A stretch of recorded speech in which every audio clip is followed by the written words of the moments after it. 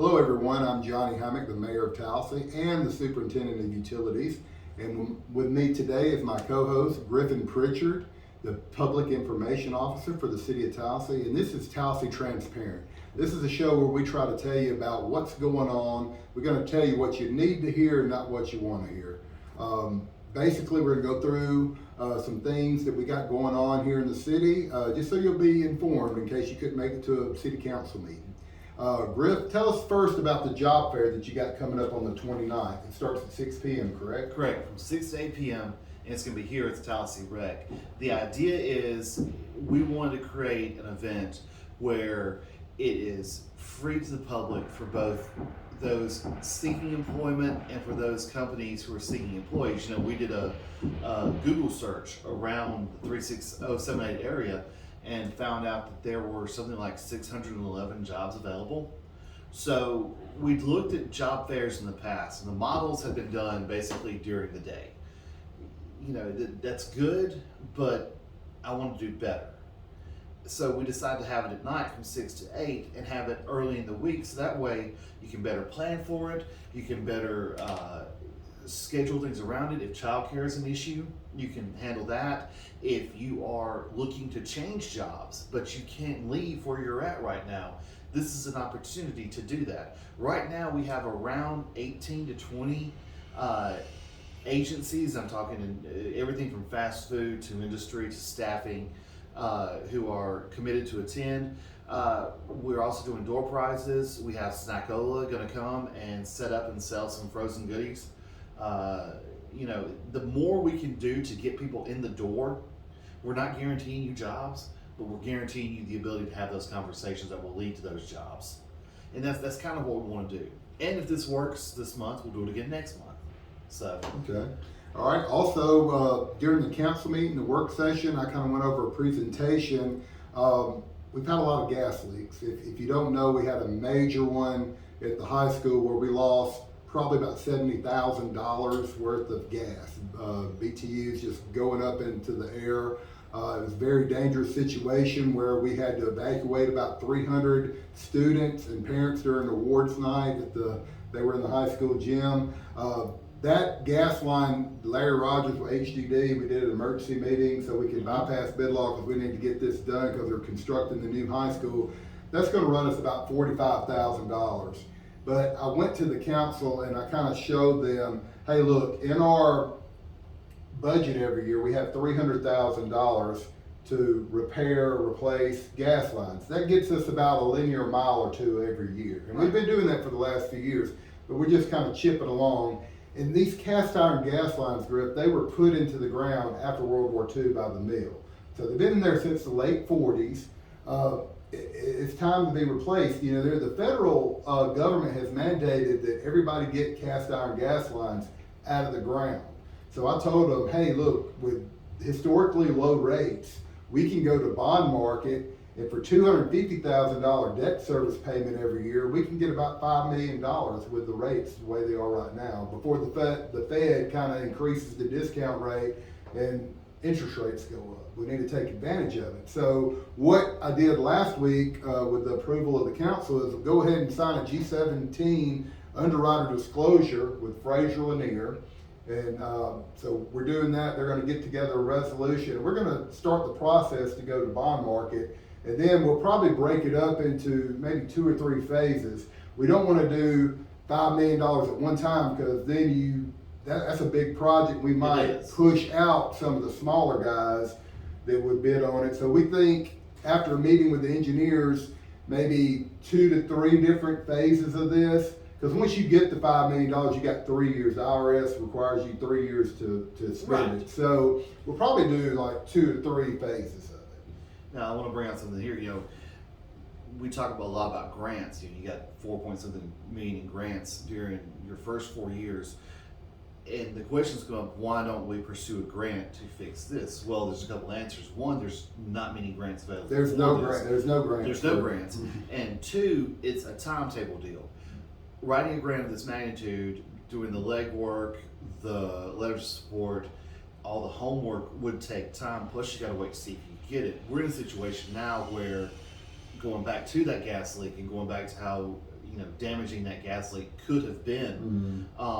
This is a true emergent situation. So the bond market and taking out the bond and attacking it head on is the best way to do it. Yeah, because $5 million, we'll probably get anywhere from 18 to 22 miles. We have 35 miles of cast iron gas lines in the ground right now. Only 2% of the state of Alabama still has cast iron gas lines, and we have 35 miles. When I first came into office in 2016, we were the #1 target on the Public Service Commission's hit list with Wallace Jones. So we've been making strides, but we need to go ahead and take care of this, not from a safety standpoint, it makes sense, and from a financial standpoint, it's fiscally responsible. And that's what you've got to be. You've got to be fiscally responsible in making these decisions, which leads us to now the next thing is the bid opening for the downtown utilities. Yes, Falk Contractors had the lowest bid. Our budget was $750,000 for this project to replace the water, sewer, gas lines, and fix some storm drains in downtown. Also lay some conduit for future fiber use. Right. So their bid came in at $574,000. Now, that's a good price. It is. And the council will have to approve it at the next council meeting. But I look forward to go ahead and starting this. And once they get that project underway, when we get about halfway done with that project, then we'll put out for bid the rest of the downtown streetscape, replacing the sidewalks, making them ADA compliant, milling down the road and repaving it. So basically what Wetumpka has done. We're trying to do that. We were awarded that grant a few years ago, but it takes a long time to design something and dot all your I's, cross all your T's when you're dealing with grants. But, jumping ahead to kind of the sidewalk sale, that event, which the Chamber did a fantastic job of organizing and putting together, and it was great seeing all that life downtown, but that shows just how vital our downtown can be. Once we get through with these two projects, downtown is going to look completely different. It's going to have a whole new vibe to it, which is something that, folks our age have been wanting for our downtown area to be. Exactly. It needs to be a community gathering place. It needs to be a town center to a degree. Yes. And that's the beauty of these grants and what they're doing and the work that will come of those. Also, let's talk about downtown a little bit more. We had a meeting last week with CDG engineers, AT&T, T-Mobile, the fire department, and the police department.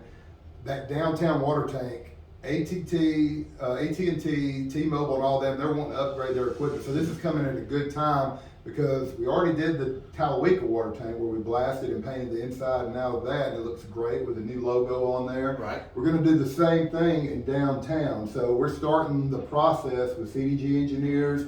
We're working with T-Mobile, AT&T, the 911 of Elmore County, the police department, fire, because they all have equipment up there, repeaters and things like that. So well, it's the highest point in town. It yes, makes sense. so they're going to have to take that off while we break down that tank, paint it inside and out.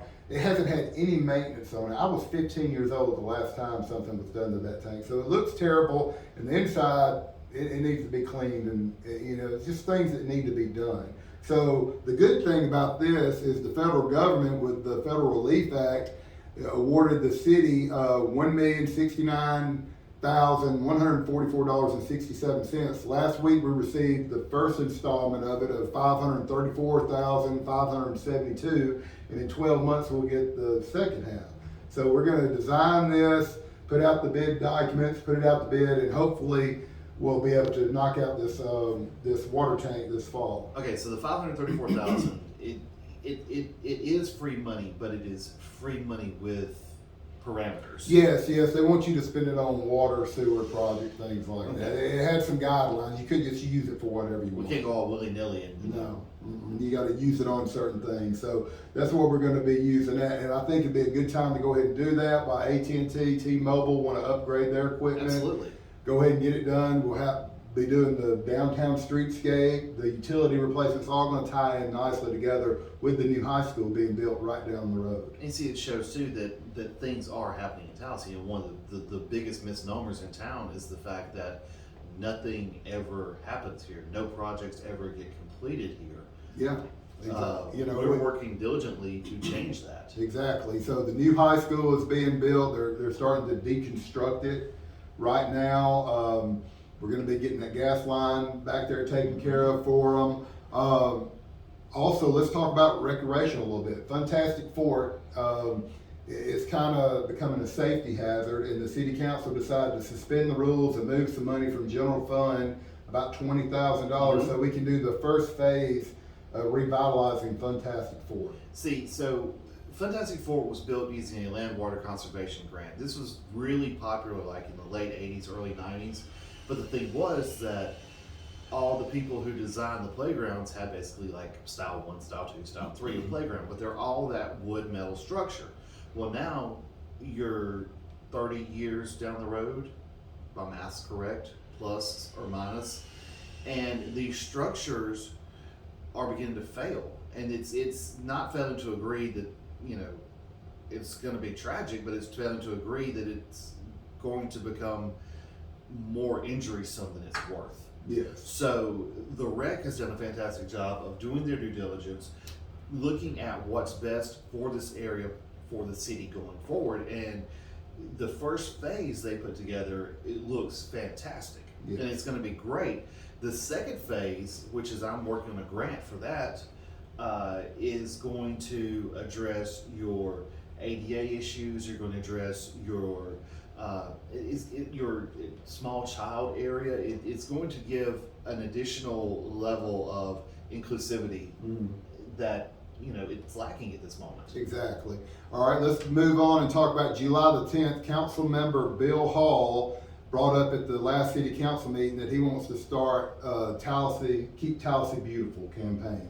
So on July the 10th, meet at City Hall at 8 a.m. From 8 to 11, we're going to go around and pick up trash. We're going to have a dumpster there. The city's going to pay for a dumpster and just try to clean up our streets and our neighborhood. So, let's get out and help our community and keep it looking nice. We got a beautiful river here, but we don't want fast food wrappers and things on the side of the road where, unfortunately, people throw things out their window and stuff. And it's sad that we have to actually come together and do that, but it's needed. One of the keys of revitalizing a town is finding pride of place. Yes.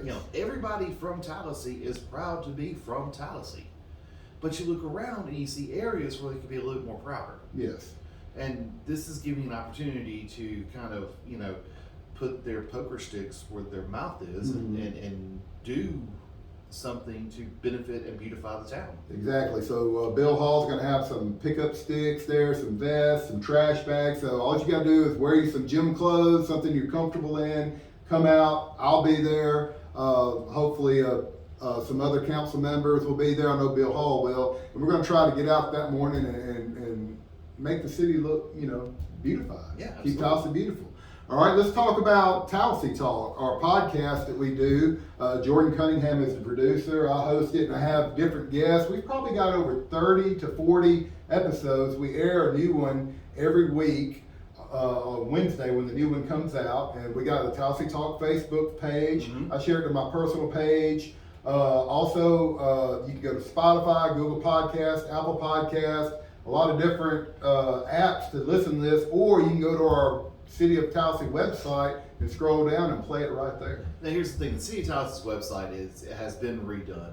It looks fantastic, and we're adding more to it. We want to add more information to it that makes the town more attractive to, I don't want to say vendors, but to businesses, to investors looking to move into town. Having the podcast right there on the front page is fantastic. Exactly. Because it shows one, you're proactive, and it shows two, that we have people within the community thinking ahead, thinking 5-10 years down the road, looking to see what can make Tallassee a better place, how to improve where we are. Yes, we talk about rural economic development. Also, we talk about utilities a lot. I always talk about on the show that there's 3 key ingredients to economic development. The first one's infrastructure. When I have an industry or a business call me, they're asking about gas, how many BTUs I can get them, or how many PSIs. They're talking about how much water we can supply them, how much sewer can we take on, what our rates are. Is your gravity, is it is your sewer gravity fed? Is it force main? Things like that. So, that's very important. Also, the next thing is workforce development. The school is doing a great job. We're building a new school. You put a house on the market here in Tallassee, it's gone in a week. Absolutely, it is. I mean, it is gone. So we need some builders to come in here and build houses. We got a lot of people that are fleeing the urban areas and trying to move to a smaller bedroom communities like Tallassee. And see, I think that's one of the things too is we establish our identity as what we are. Mm-hmm. We are flowing with opportunities. That's true, but we're also located 30 minutes from Auburn and 30 minutes from Montgomery. Exactly, and 19 miles from Wetumpka. You see, I mean, Yeah. we are located perfectly for someone who doesn't mind the commute. Exactly. I mean, it's once we embrace that and start, utilizing that mentality. Yes. I think it's going to show. It's going to help us move forward. Exactly. Let's talk about the CDBG grant that we were awarded about 2 years ago to demo some unsafe structures. People don't understand when you get a grant dealing with federal and state dollars, it takes a lot of preparation, a lot of time that goes into it. You have to bid it out. People have to have a DUNS number, SAM's number. Mm-hmm. But anyway, we're finally getting to the point where Cole Hillier with Southern Excavating won the first bid for the first phase of demolition. I think it was a little over $60,000. Going to take down, I think, 7 or 8 houses. So we're about to move into the first phase within the next month, I believe, unless weather or something pushes in behind, rain. But I'm excited about that. I think a lot of them are going to be in wards 3 and 4 this first time. So ready to get those taken care of. But this goes back to that pride of place. Mm-hmm. Once you start getting these derelict homes and these houses with at some points kudzu growing through them, once you start taking them off the chessboard, you start realizing just how much of a natural beauty Tallassee can be and how many places there are for development, how many places there are that you can come in and bring in something new. Yes, exactly. Now let's talk about this sidewalk sale that we just had this past weekend. I was out of town, I went to see my parents in Myrtle Beach. I took a couple vacation days off that Thursday and Friday to see them. But you were there. Let's talk about it. So the sidewalk sale, the chamber had done a great job promoting this, had done a great job getting vendors. It's amazing to see all the crafty people and what people can do. Also, it's an opportunity to showcase our downtown. We have a comic book store downtown. I didn't know that. Mm-hmm. We have all these businesses that are popping up that shows, Tallassee's growing, that shows, Tallassee's downtown is vibrant. And the sidewalk sale was the perfect opportunity to bring folks in who don't know that. Yeah. Still shows that they need to have a restaurant downtown Tallassee. Yes, we're working on it. We that's- got Contraband Barbecue. We have And Contraband, we have Restoration 49. And I get want to some say coffee too, we and have stuff. Restoration did a good job. Contraband was smoking, smelling great. But then on top of that, you had Snackola and you had the Wharf having their food trucks there. See, that's one thing that I think that the downtown area could really benefit from is having a food truck Friday or having a food truck event to Yes. where, you bring in, because I know there's at least 3 or 4 in this town that service this town. Yeah. But then you look out, again, the fact that we're close to Auburn, close to Montgomery, close to Eclectic, there's Mhm. a couple there. But do a designated day to where we can bring those guys in Yeah. or a designated night. And I think that will too further help promote, downtown as a town center. Exactly. All right, let's talk about some infrastructure real quick before we leave. Watley Drive project is getting close to the end. That was a $379,000 drainage project, and that's just the first phase. There's going to be probably 2 more phases in the future on that. We had to do a few adjustments with some sod and some paving down there, but we stayed within the parameters of the bid law, so that we didn't have to rebid those. So Evergreen Site Works got that job, and they're starting to wrap it up. They did a great job for us. The Laney Lift Station, $671,000 job in Ward 3. That's the main sewer lift station where all the sewer in town comes and then is forced out into the sewer lagoons. So that's the main pressurized sewer lift station, $671,000.